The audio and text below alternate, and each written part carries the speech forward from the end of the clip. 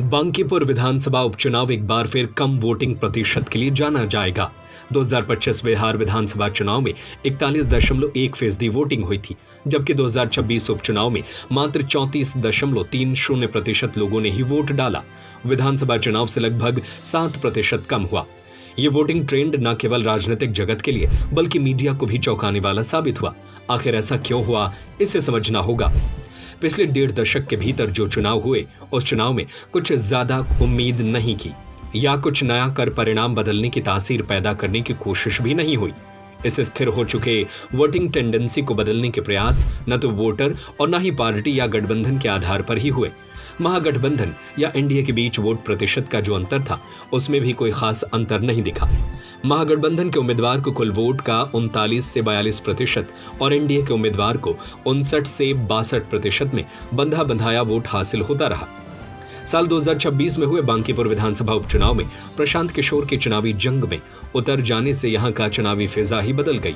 हालांकि इससे पहले 2025 विधानसभा चुनाव में जनसुराज के उम्मीदवार खड़े थे, मगर वो क्षमा नहीं बांध सके जो प्रशांत किशोर के चुनावी जंग में उतरने से बना।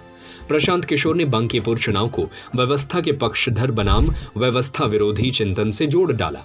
अब तक बांकीपुर का चुनाव भाजपा को पसंद करने वाले और राजद को पसंद करने के बीच ही होता रहा है, लेकिन व्यवस्था विरोध के नाम पर या बीजेपी को सत्ता में रहते हराने का जो एक बीड़ा प्रशांत किशोर ने खुद उठा डाला, उसका लाभ हुआ कि राजद का वोट बैंक और एनडीए में असंतुष्ट रहने वाले मतदाताओं का एक विकल्प जनसुराज में दिखा। इस विकल्प के साथ जनसुराज किसी जाति विशेष की पार्टी नहीं लगी, हर जाति में इनके चाहने वाले थे। ऐसे में यह अनुमान लगाया जा रहा था कि बांकीपुर के लगभग 60% मतदाता जो न तो बीजेपी और न राजद को वोट करना चाहते हैं, वो जनसुराज को वोट देने के लिए निकलेंगे और बांकीपुर का चुनावी मिजाज बदल देंगे। बांकीपुर विधानसभा उपचुनाव को लेकर कुछ समय बचे थे, तभी तेजस्वी यादव का चुनाव में कूद जाना और बीजेपी को मुख्य चुनौती देने वाले के रूप में बताने के चक्कर में राजद के कोर वोटर में ऊहापोह की स्थिति पैदा हो गई। राजद के रणनीतिकारों ने मुख्य विपक्ष बने रहने की जंग को बड़ा प्रभावी ढंग से ले लिया। राजद का एक बड़ा फोर्स एमवाई को समेटने में लग गया। इसका काफी असर भी हुआ। तेजस्वी यादव भी 5 घंटे राजद कार्यालय में अड्डा डालकर हर संभव एमवाई को राजद की तरफ मोड़ने की कोशिश करते दिखे। बांकीपुर विधानसभा उपचुनाव में एमवाई का झुकाव जनसुराज की तरफ क्या गया। बीजेपी का स्वर्ण वोटर जो प्रशांत में विकल्प ढूंढ रहा था, वो धीरे धीरे बाद के समय में बीजेपी को बैक होते रहा। इस वजह से भी प्रशांत किशोर को अंत आते आते नुकसान हुआ।